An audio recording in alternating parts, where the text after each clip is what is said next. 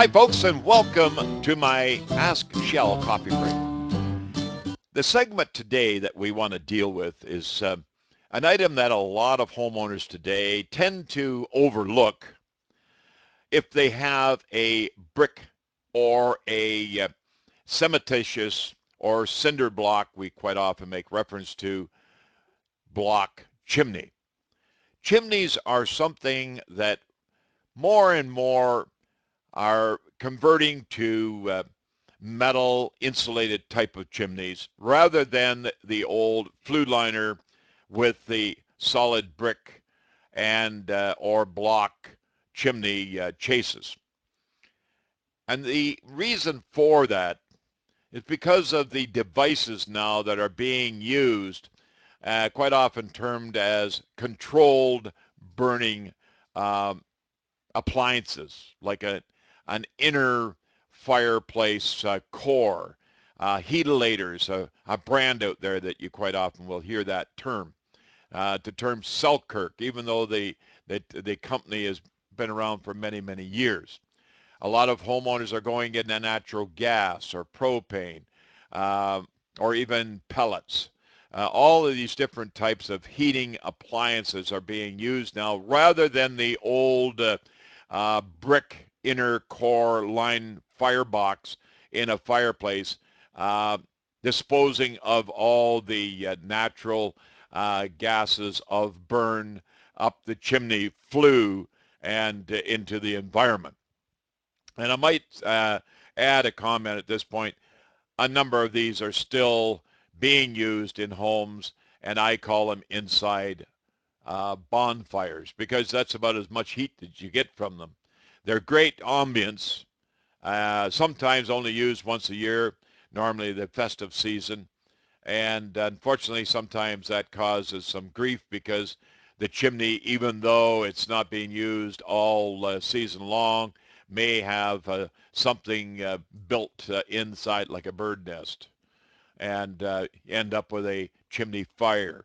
And that can prove to be very harmful in the event if it happens during the night or gets out into the roof line. Now it's danger, and fire prevention is something you got to be thinking of. But in any event, let's deal with the home today with a brick chimney, brick fireplace, or a block cement. Some people relate to a cement cinder block chimney.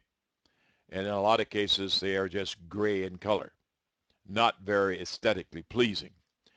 But in any event, it's called the mortar line or the point line of the fireplace or the chimney, especially brick.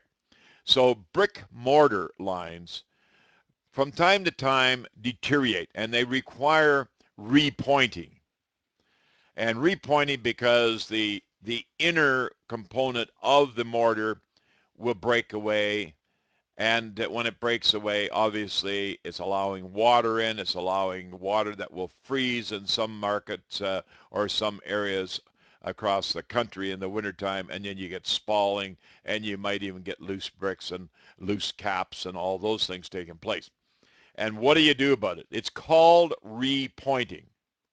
And repointing is one item that you must make an effort to get rid of as much of the loose mortar as possible. Get it out of there. And once you've got it out, then take a simple product like my cleaning formula, first of all, and wash that chimney down. Wash it down. You want to get rid of any algae or anything of that nature that's going to interfere with bonding. So get it cleaned, and then you proceed taking a product like Well Bond. It's a multi-purpose adhesive used for everything from wood to cement. Also, you could use the prepared concrete adhesives that you'll buy already premixed, which is a similar product to the Well Bond, just added with water and then bottled for your convenience. So the main thing is that you want to take that product and brush it in to the mortar lines that you're going to repoint, meaning that you're going to put mortar back in where you scraped all that loose material away, and the bonding agent is going to act as a bonding item for the mortar to adhere to. So that's what you want to do first. That's all in the preparation. Once you've got it prepared, now you go out and buy yourself a bag of mortar pre-mixed cement, mortar mix.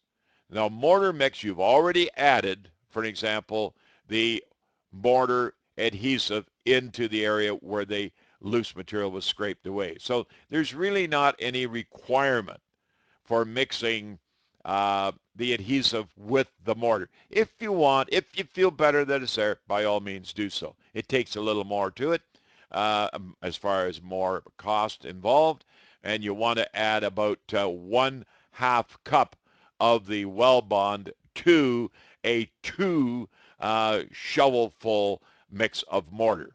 And that's the mortar pre-mixed cement that comes in the bag and is titled or called mortar mix. Once you mix that up, you want it so you can just grab a handful of it and squeeze it. It'll come out between your fingers. That's sort of the consistency that you want. And then take that, and do not do it in the bright sunshine. Don't do it when it's hot. Do it in the morning hours or do it in the evening hours. But you buy yourself what's called a pointing tool. And a pointing tool normally comes in a 3/8 and a half. And it looks like a Z.